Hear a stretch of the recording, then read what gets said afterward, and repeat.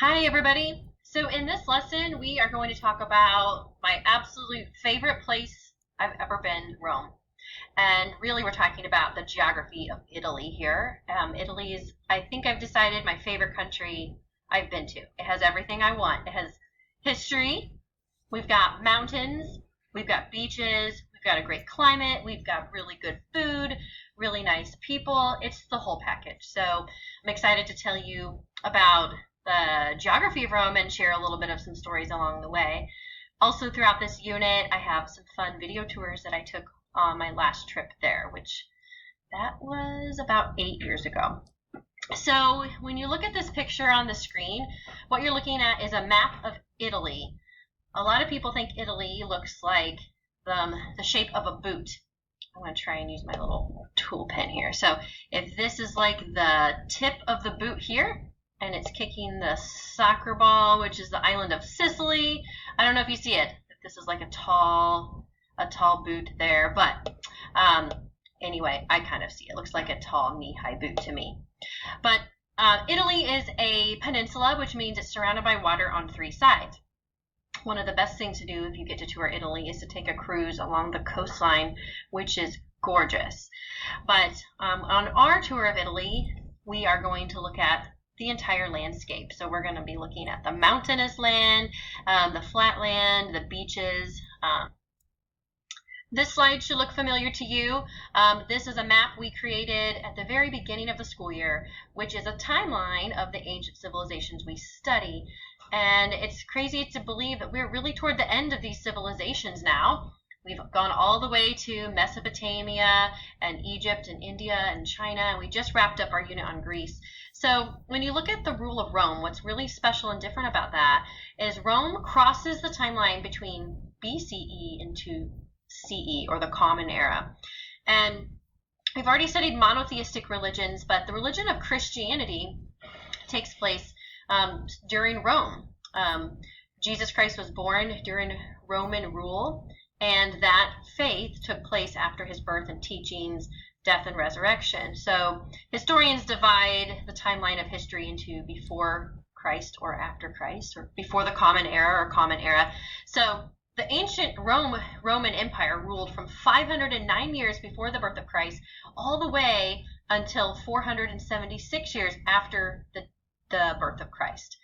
So that's our one civilization that really crosses over into both eras on that timeline of history.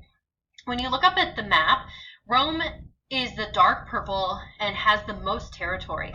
Rome, you could say, maybe bit off more than they can chew, or maybe you've heard the phrase, your eyes are bigger than your stomach. They conquered a lot of land, almost too much land. We'll find out when it comes to the fall of Rome. Maybe they took on more than they could handle. But you know, really, who gave them a really great head start? Alexander the Great. He conquered almost as much territory as the entire Roman Empire. So when Rome came in to take over territory that had previously been conquered by Alexander the Great, it was a whole lot easier for them. So I like to give him credit for that. But so when we're talking about ancient Rome, there's the city of Rome, which is in the country of Italy, and then there's all the territory that Rome conquered that belonged to the empire. So that's what you're seeing here on the map. Here's another look at Italy. This is a screenshot that I took from Google Earth, and I like you to see what it looks like from like a satellite image. You can see I want you to notice the landscapes. I want you to notice areas of Italy that look kind of rugged and bumpy and areas that look smooth. That's going to help you when you get ready to do your final map coming up tomorrow on Italy. And so we have a mountain range that runs down the center and some flat plains that are great for growing crops, and we'll be learning all about that. But for the Romans, this was the perfect place to start a civilization. You're going to see in just a moment, I'm going to tell you the story of the legend behind how Rome got its start. But geographically, it's in a prime spot in the Mediterranean. It was a great seaport, has awesome climate, and the Romans took advantage of that. So if you get time, I'm hoping maybe you'll have some time later in the lesson to explore Italy on Google Earth. But for now, we're going to move into the story of how Rome got its start. And this is when you'll start to fill in your notes on the next slide. Okay, On this slide, I want to take some time to tell you about the legendary origin of Rome, or in other words, how Rome got its start. You'll notice you do have some blanks to fill in, so feel free to fill those in on your page as you listen to me tell the story. So, in ancient times, every city really wanted something like their claim to fame, something that gave them something to be proud of. And a lot of them were curious about the origin or the beginning of how their city started. And so if they didn't have any facts to back up how their city started, they made it up. So that's why we're calling this a legend. And usually they wanted somebody famous to kind of brag about as being from their city. So in the city of Rome, we're going to meet a character that is actually a Trojan War hero, not somebody we talked about during the Trojan War. But this story is told in Rome's version of the Iliad, basically. It's called the Aeneid by a poet named Virgil. And in the Aeneid, there is a Trojan War hero named Aeneas. And apparently when Troy was burned by the Greeks, he fled and escaped the city of Troy and went to Italy and made friends with the people there called the Latins, who lived in Latium. And there with those people, he helped defeat the other people around the region. He became their hero and eventually the ruler of Italy. Now time goes on, and Aeneas has descendants. Remember that word means, it's like the opposite of your ancestors. So Aeneas' descendants, there are two twin brothers named Romulus and Remus. And odd part of the story, these twin babies are, yes, raised by wolves. Well, apparently their birth mother, their human mother, abandoned them on the banks of the Tiber River. And according to legend, along came a she-wolf and rescued the human babies and raised them. So, believe what you want, but those little babies grow up to adults. And Romulus and Remus, according to the legend, decide that they want to pay tribute to their wolf mom and go back to the place where they were rescued on the Tiber River and start a city. So they find this city, and you can see in this picture on the left side of the picture where it was once a small village. And they get in an argument over what to name this village. Remus says they should name it after him, and Romulus says they should name it after him. Well, things must get a little carried out of hand because they get in a huge fight, according to the story. Romulus kills his brother and then proceeds to name the city Rome after himself, Romulus. You can hear them name Rome and Romulus. That's the story. It's weird, but even in Italy today, on my trip there, they have a statue of a wolf with these little twin babies hanging on the side of the wolf. And that is their proud story of how Rome got its start. So take it for what it's worth. I do want you to notice in the picture up above, the left side of the picture. See if I can draw on my screen. On the left side, way up here, this is what Rome was 800 years before the birth of Christ. It was just a group of villages on top of some hills overlooking the Tiber River.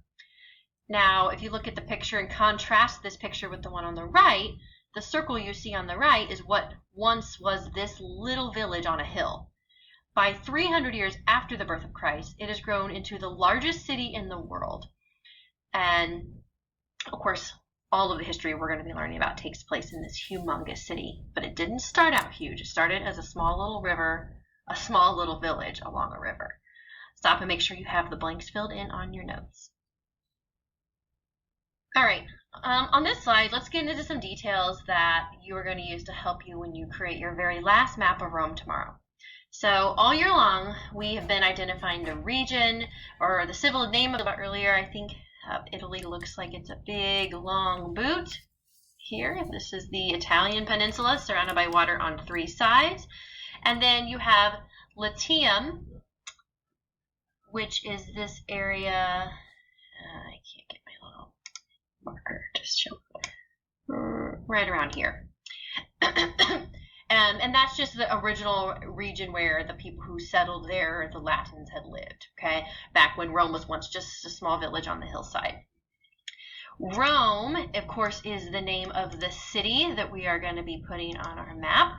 And that was a central location. So Rome, if I can find my marker again. Whoa, that was bad. Let's try it again. Can't see my cursor very well. There's Rome, right there. Okay, centrally located on the west side of the peninsula, and the climate there was excellent for growing crops year-round. Also access to the sea, and of course the Tiber River there as well. So it was a really great place to start a city. Also, the 7 hills made it great because in ancient times, if you have some hills and you build your city on those hills, it's harder for an enemy to attack you. Stop and make sure you have these notes filled in.